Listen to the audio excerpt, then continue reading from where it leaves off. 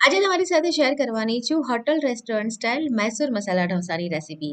આપણે જ્યારે મૈસૂર મસાલા ઘરે તૈયાર કરીએ ને તો એની સ્પેશિયલ મસાલા ચટણીના કારણે આપણો ઢોસો નરમ થઈ જતો હોય છે. તો નરમ ના થાય ને એકદમ સરસ ક્રિસ્પી કેવી રીતે બને ને એ આજના વિડીયોમાં જોઈએ. હું છું હેતલ, કિચન ક્રાફ્ટમાં તમારા બધાનું હાર્દિક સ્વાગત છે. તો ચલો આજની મજેદાર રેસીપી બનાવવાનું શરૂ કરીએ. ઢોસાનું ખીરું ઘરે તૈયાર કરવા માટે 4 વાટકી બોઇલ્ડ રાઈસ, 1 વાટકી અડદની દાળ, 2 નાની ચમચી ચણાની દાળ અને 1 નાની ચમચી મેથી દાણા. આટલી વસ્તુઓને ભેગી કરી પાણીથી 3 થી 4 વાર ધોઈ અને 7 થી 8 કલાક માટે પલાળીને રાખવાનું છે, જેથી દાળ ચોખા એકદમ સરસ રીતે પલળી જાય. જે બોઇલ્ડ રાઈસ આવે છે ને ઇડલી ઢોસાના ચોખા, એનો ઉપયોગ કરવાનો તો એકદમ પરફેક્ટ તમને રિઝલ્ટ મળશે. હવે આપણે એને ગ્રાઇન્ડ કરી લેવાનું છે. તમારે ઇડલી બનાવવી હોય ને તો દાળ અને ચોખાને અલગ વાટવા પડે, પણ ઢોસા માટે તમે આ રીતે બધી જ વસ્તુઓ ભેગી પલાળી શકો છો. અને ખીરું ક્વોન્ટિટીમાં વધારે થશે, એટલે કે ચોખા અને દાળની ક્વોન્ટિટી વધારે છે તો હું એને 2 પાર્ટમાં ડિવાઈડ કરીશ, જેથી મિક્સર ગરમ ના થાય. મિક્સરમાં છે ને તમારે બહુ વધારે એક સામટા દાળ ચોખા નહીં નાખવાના, નહીંતર મિક્સર ગરમ થશે અને પછી ખીરામાંથી વાસ આવશે. તો અત્યારે મેં ગ્રાઇન્ડ કરવા માટે બરફનો ઉપયોગ કર્યો છે. ઠંડુ પાણી અથવા તો બરફ લેવાનો, તો મિક્સર ગરમ નહીં થાય. અને તમારું ખીરું છે ને એ તમે 4 થી 5 દિવસ ફ્રીઝમાં રાખશો ને તો પણ બિલકુલ જ એની અંદરથી ખાટી વાસ નહીં આવે. આ રીતે એકદમ ફાઇન એને પીસવાનું છે. ઢોસા બનાવવા હોય તો ખીરું એકદમ પાતળું પીસેલું હોવું જરૂરી છે, નહીંતર શું થશે કે તમારા ઢોસા બરાબર તમે તવીની પર પાથરી નહીં શકો. તો બધું જ ખીરું અત્યારે મેં ગ્રાઇન્ડ કરી લીધું છે અને વાટી લઈએ ને પછી આપણે એને ફેટવાનું છે. એનાથી શું થશે કે એકદમ સરસ આપણું ખીરું છે ને આથું આવીને તૈયાર થશે. હવે મેં જે વાસણમાં કાઢ્યું હતું ને એ વાસણ મને નાનું લાગી રહ્યું છે, તો હું એને મોટી તપેલીમાં ટ્રાન્સફર કરી લઉં છું. અને હાથથી જ 8 થી 10 મિનિટ માટે ફેટવાનું. હાથથી એટલા માટે કે હાથની ગરમીના કારણે ખીરું છે ને તમારું જલ્દીથી ફર્મેન્ટ થશે. તો 8 થી 10 મિનિટ ફેટવાથી ખીરું થોડું હલકું પણ થશે, ફ્લફી થશે, એમાં હવા ભરાશે એટલે કે એરિએશન થશે. તો બસ આ સ્ટેપ છે ને ખાસ અગત્યનું છે. તમે બહારથી ખીરું લાવો ને તો તમે જોવું હશે કે એમનું જે મશીન છે ને એ એકદમ ધીમું સતત ફરતું હોય છે, એના કારણે જે ખીરું એકદમ સરસ બને છે. હવે ઢાંકણ ઢાંકી અને આપણે રહેવા દેવાનું છે. તો તમે જોજો કે એકદમ ઓલમોસ્ટ ફૂલીને ડબલ જેટલું થઈ જશે.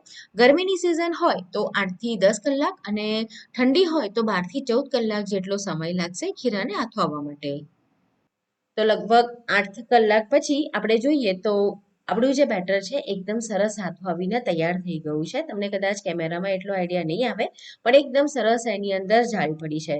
તો એકદમ હલકા હાથે આપણે જે બેટર છે ને એને મિક્સ કરી લેવાનું છે, તમે જોઈ શકો છો. હવે તમારે જો આ બેટરને સ્ટોર કરવું હોય તો તમે એને ફ્રીજની અંદર 3 થી 4 દિવસ માટે સ્ટોર પણ કરી શકો છો. અને જો ફ્રીઝરમાં રાખો તો 15 થી 20 દિવસ સુધી બિલકુલ જ એ ખરાબ નથી થતું. હવે અહીંયા આગળ આપણે ઢોસા બનાવવા માટે એડ કરીશું અહીંયા 2 ટેબલ સ્પૂન દળેલી ખાંડ, 2 ટેબલ સ્પૂન આપણે અહીંયા ચણાનો લોટ ઉમેરવાનો છે અને 2 ટેબલ સ્પૂન મેદો ઉમેરવાનો છે. એના કારણે ઢોસાનો કલર, એનો ટેક્સચર ખૂબ જ સરસ તૈયાર થશે. સ્વાદ મુજબનું મીઠું એડ કરી દઈએ અને બધી જ વસ્તુઓને સરસ મિક્સ કરી લેવાની છે. અને થોડું એની અંદર આપણે જરૂર મુજબ પાણી પણ એડ કરવાનું છે. ઢોસા હોય ને એનું જે બેટર હોય એની કન્સિસ્ટન્સી જો બહુ જ જાડી રાખી હોય ને તો પણ ઢોસા તમે પાથરી ના શકો, અને જો બહુ વધારે પ્રમાણમાં પાણી પડી ગયું હોય ને તો પણ ઢોસા બરાબર ન થાય. તો તમારે કન્સિસ્ટન્સી ના વધારે જાડી ના વધારે પતલી એ રીતની નાખવાની છે. તો અત્યારે અહીંયા આગળ મેં અડધો કપ જેટલું પાણી એડ કર્યું છે. તમે જરૂર મુજબ પાણી એડ કરી શકો તમારું બેટરની કન્સિસ્ટન્સીને સેટ કરવા માટે. તો બેટર આપણું તૈયાર થઈ ગયું છે. હવે આપણે મૈસૂર મસાલાનો સ્પેશિયલ મસાલો તૈયાર કરીએ.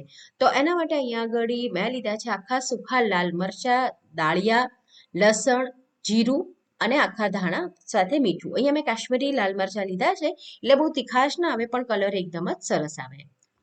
તમે જો લસણ ન ખાતા હો તો લસણને તમે આમાંથી સ્કીપ કરી શકો. હવે આપણે 1 ટેબલ સ્પૂન જેટલું તેલ ગરમ કરવા મૂકીશું. એની અંદર જીરું અને આખા જે ધાણા છે એડ કરવાના છે. અહીંયા મેં 1/2 ટીસ્પૂન જીરું લીધું છે અને 2 ટેબલ સ્પૂન આખા ધાણા લીધા છે. હિંગ એડ કરી દેવાની છે 1/2 ટીસ્પૂન જેટલી. ધાણા અને જીરુંને થોડા સાતળવાના છે અને ત્યાર પછી બાકીની વસ્તુ એની અંદર એડ કરી દેવાની છે. સ્વાદ મુજબનું મીઠું પણ અત્યારે જ આપણે ઉમેરી દઈએ, તો 0.5 ટીસ્પૂન મેં મીઠું નાખ્યું છે. મિક્સ કરવાનું છે. અને હવે આ બધો જે આપણો મસાલો છે ને એ બળી ના જાય એના માટે થોડું પાણી એડ કરીશું, સાથે ગેસની ફ્લેમને થોડી સ્લો પણ કરી દઈશું. તો અહીંયા આગળ આપણે પાણી ઉમેરી દેવાનું છે. લગભગ હું 1/4 કપ જેટલું પાણી એની અંદર એડ કરીશ. થોડી વાર માટે આપણે એને પહેલા સાંતળી લેવાનું છે અને પછી પાણી ઉમેરવાનું છે. જો પાણીને એડ કરીએ ને તો શું થાય કે આપણી જે બધી વસ્તુઓ છે ને બળી જાય. તો આ રીતે પાણી એડ કરી દેવાનું અને ઢાંકણ ઢાંકીને નરમ થાય ને ત્યાં સુધી આપણે એને રહેવા દઈશું. તો લગભગ 4 થી 5 મિનિટ આપણે રહેવા દેવાનું છે એટલે આપણા જે મરચાં છે એ થોડા નરમ થઈ જશે. પછી ગેસ બંધ કરી દેવાનો છે અને આ બધી જ વસ્તુઓને એકદમ ઠંડી કરવાની છે. ઠંડી થઈ જાય પછી એને મિક્સી જારની અંદર આપણે ગ્રાઇન્ડ કરી લઈશું. ગરમ ગરમ ગ્રાઇન્ડ નથી કરવાની. હવે જ્યારે મિક્સી જારમાં ગ્રાઇન્ડ કરીએ ને ત્યારે પણ જરૂર મુજબ જ પાણી નાખવાનું છે, કારણ કે આપણે આ જે મસાલો તૈયાર કરવાનો છે ને એ જાડો જ રાખવાનો છે. જો એમાં બહુ વધારે તમે પાણી નાખ્યું હોય ને તો આપણા ઢોસા પર લગાડીએ ને પછી આપણા ઢોસા ક્રિસ્પી નથી રહેતા, એ સોગી થઈ જાય છે, નરમ થઈ જાય છે. તો જરૂર મુજબનું પાણી એડ કરી દેવાનું છે. પહેલા થોડું વાટી લેવાનું ને જરૂર લાગે તો 2 થી 3 ચમચી જેટલું પાણી ઉમેરી આ રીતની એકદમ ગાઢી કન્સિસ્ટન્સી આપણે આવે એ રીતે ગ્રાઇન્ડ કરી લઈશું. હવે ઢોસા બનાવવા માટે આપણે તવો ગરમ કરવાનો અને તવાને ચારેય બાજુથી પ્રોપર ગરમ કરવાનો. નહીંતર શું થશે કે તમારા જે ઢોસા છે ને એ બરાબર એની પરથી ઉખડશે નહીં. તો ઢોસો તમારો ચારેય બાજુથી સરસ રીતે એક સરખો ગરમ હોવો જોઈએ. તમે પાણી નાખો ને તો આ રીતે એકદમ વરાળ થવી જોઈએ. ઢોસાને ગરમ કરવો પણ જરૂરી છે અને પછી એનું જે ટેમ્પરેચર છે એને થોડું ડાઉન કરવું પણ જરૂરી છે. જો એકદમ ગરમ ગરમ ઉપર તમે ઢોસો પાથરવા જાઓ તો જલ્દીથી પથરાય નહીં અને ઢોસો તમારો સરસ ના બને. અને જો બરાબર તમે એને ગરમ ના કર્યો હોય તવાને તો પણ એવા સંજોગોમાં પણ ઢોસો નહીં બને. તો ટેમ્પરેચર મેન્ટેન કરવું ખાસ અગત્યનું છે. ત્યાર પછી બેટરને અંદરની બાજુથી ફરાવતા રહી બહારની બાજુ આ રીતે ફરાવવાનું છે. અને જ્યારે ઢોસો તમે પાથરી લો ને પછી ગેસની ફ્લેમને તમારે હાઈ કરી દેવાની, એટલે કે હાઈ ફ્લેમ પર રાખવાનો. થોડો આવો કલર આવે પછી આપણે બટર લગાડી દઈશું. આપણે આજે રેસ્ટોરન્ટ સ્ટાઇલ તૈયાર કરી રહ્યા છે તો બટર પણ આપણે થોડું વધારે લગાડીશું. તમે ઘરે બનાવો તો બટર તમારી ચોઈસ પ્રમાણે ઓછું કરી શકો છો અને બટરના ઉપયોગમાં લેવું હોય તો ઘી કે તેલ પણ લઈ શકાય. ચારેય બાજુથી આપણે તવાને આ રીતે ફરાવવાનો એટલે ઢોસો આપણો બધી જ બાજુથી સરસ ક્રિસ્પી બને. આ નાની નાની વાતોનું ધ્યાન રાખશો ને તો તમારા ઢોસા એકદમ સરસ, બહાર તમે જે ખાઓ છો ને રેસ્ટોરન્ટમાં એવા સેમ ટેસ્ટના બનશે. આ રીતે એકદમ સરસ ક્રિસ્પી થઈ જાય ને, આ ઢોસાને આપણે એક જ બાજુ ક્રિસ્પી કરવાનો હોય છે એટલા માટે આ બધી વસ્તુઓ ધ્યાનમાં રાખવી ખાસ જરૂરી છે. ત્યાર પછી જે મસાલો તૈયાર કર્યો છે એ આપણે લગાડી દઈશું. આ મૈસૂર મસાલા ઢોસા તમે વચ્ચેનો જે આલુનો મસાલો એટલે કે બટાકાનો મસાલો હોય ને એ ન નાખો ને તો પણ એટલો જ સરસ લાગે છે ખાવામાં. મસાલો લગાડ્યો પછી 2 મિનિટ આપણે એને રહેવા દઈશું, જેથી મસાલાનું જે થોડું ઘણું પણ મોઇશ્ચર હોય ને જતું રહે અને આપણો જે ઢોસો છે એને સર્વ કરીએ ને ત્યાં સુધી એકદમ જ સરસ ક્રિસ્પી રહે. નહીંતર શું થાય કે આપણે સર્વ કરતા સુધીમાં એ થોડો નરમ પડી જાય જો તમે એને થોડી વાર માટે રાખ્યો ન હોય તો.